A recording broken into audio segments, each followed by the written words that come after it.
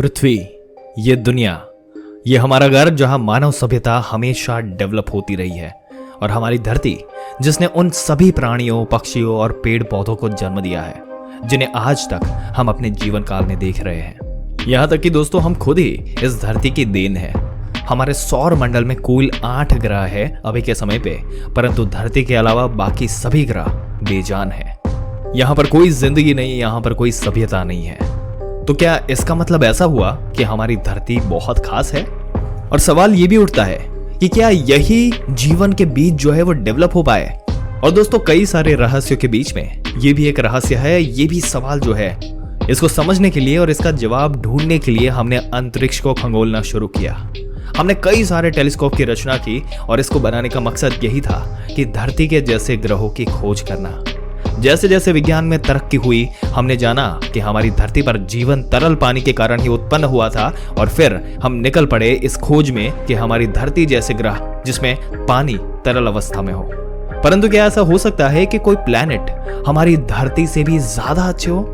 हमारी धरती सूरज से एक निश्चित दूरी में यहाँ पर स्थित है, और खुशकिस्मती यही है कि ये दूरी इतनी है कि यहाँ सूरज की गर्मी ना तो बहुत ज्यादा है और ना ही बहुत कम, और यहाँ जो पानी है वो लिक्विड फॉर्म में रहता है, और इन्हीं लिक्विड ओशन से जीवन की शुरुआत हुई। तो दोस्तों सबसे पहली कैरेक्टरिस्टिक यहाँ पे यही आती है कि अगर हमें जीवन हमारे अंतरिक्ष में खोजना है या कोई भी अंतरिक्ष में अगर खोजना है तो पानी लिक्विड फॉर्म में रहना होगा। परंतु क्या हमें आज तक कोई ऐसा प्लैनेट मिला है? आइए जानते हैं इस वीडियो के माध्यम से। दोस्तों ऐसी ही जानकारी पाते रहने के लिए हमारी चैनल को सब्सक्राइब करके बेल आइकन जरूर से दबा दें। आइए आगे बढ़ते हैं और ले चलते हैं आपको शुरू से। दोस्तों हमारी धरती एकमात्र ऐसा ग्रह है जहां जीवन मौजूद है जो हमारे स्पेस सोलर सिस्टम की अगर बात की जाए तो। लेकिन हम मनुष्य अंतरिक्ष में चारों ओर लगातार अपने ही जैसे जीवन की खोज कर रहे हैं। पर क्यों? आखिर इससे क्या फायदा है? और ये एक्स्ट्रा टेरेस्ट्रियल लाइफ जो है इसकी खोज करना हमारे लिए इतना जरूरी क्यों है? दोस्तों हमारा जो सूरज है उसका एक डिफाइंड समय रहता है, एक वक्त रहता है, उसका एक जीवन काल रहता है। करीब 10 अरब साल हमारे सूरज का जीवन काल है, और अभी अगर माना जाए तो 4.5 अरब साल हमारा सूरज पुराना है। यानी अब तक इसने अपनी आधी जिंदगी तो काट ली है, और अब हमारे सूरज के अंदर इतना हाइड्रोजन स्टोर्ड है कि और लगभग 5 अरब साल तक तो ये चमकता रहेगा। लेकिन समय के बीतने के साथ साथ इसके अंदर का हाइड्रोजन लगातार भारी एलिमेंट्स में फ्यूज हो रहा है, और इसी के साथ सूरज का आकार और भी धीरे धीरे बड़ा हो रहा है, और अपने अंत के वक्त हमारा सूरज एक रेड लाइट में बदल जाएगा। इसका आकार इतना बड़ा हो जाएगा कि हमारे सूरज का कि उस समय ये समय भी आएगा जब पृथ्वी में मौजूद सारा पानी सूख जाएगा और हमारी धरती जीवन के लायक नहीं बच पाएगी। और दोस्तों अगर आपको एक बात बताए, एक सीक्रेट बताए, तो आपको ये पता चलेगा कि हमारी जो धरती है वो सूरज के हैबिटेबल जोन के बीच में नहीं है, बल्कि थोड़े किनारे पर है, और समय के साथ साथ ये किनारा धरती के और नजदीक आ रहा है।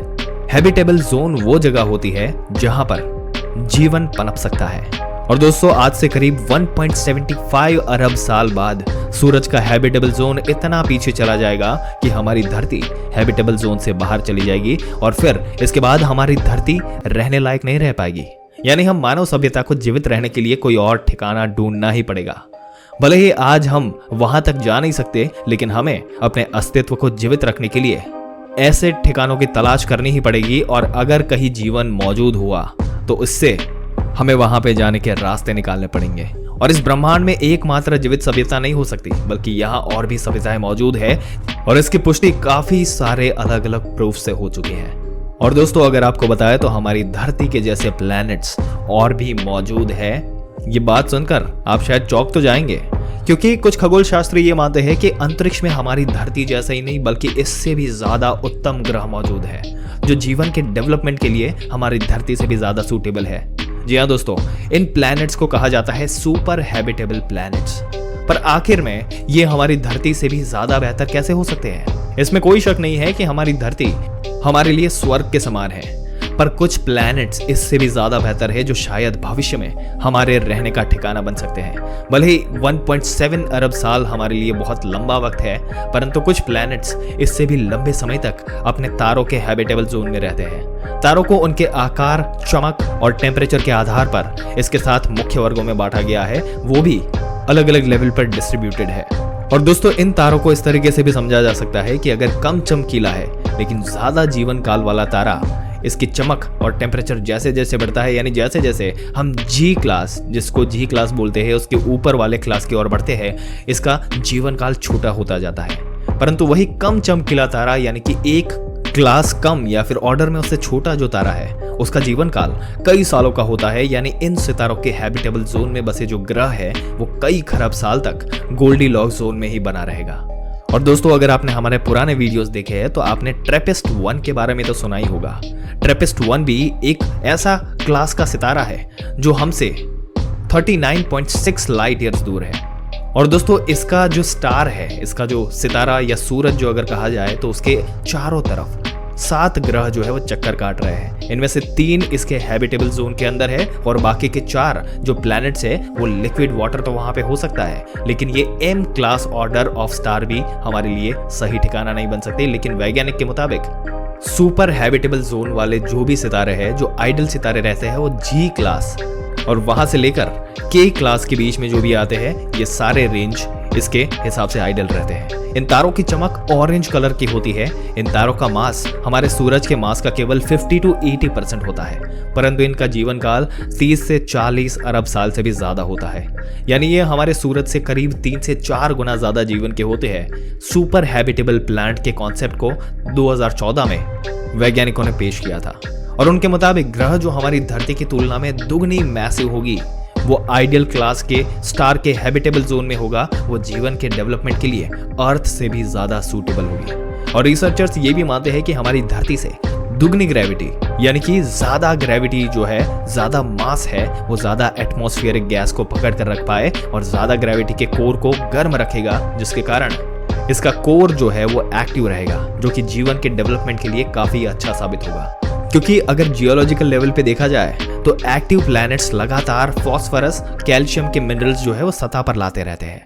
ये मिनरल्स जीवन के फलने के लिए आवश्यक होते हैं। इसके साथ ही ज्यादा ग्रेविटी प्लैनेट के आयरन कोर को गर्म रखती है।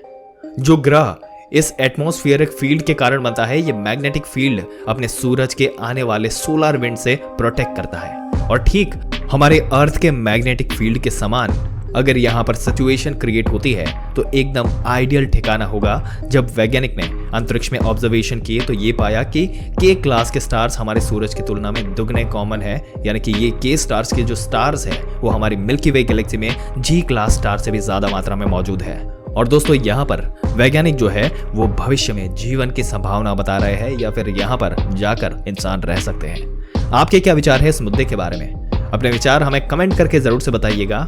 अगर ये वीडियो और इसमें दी गई जानकारी अगर आपको अच्छी लगी हो तो हमारी चैनल को सब्सक्राइब करके बेल आइकन जरूर से दबा दें। मिलते हैं एक और दिलचस्प वीडियो में एक और दिलचस्प जानकारी के साथ। तब तक के लिए इस वीडियो में अंत तक बने रहने के लिए आपका दिल से धन्यवाद।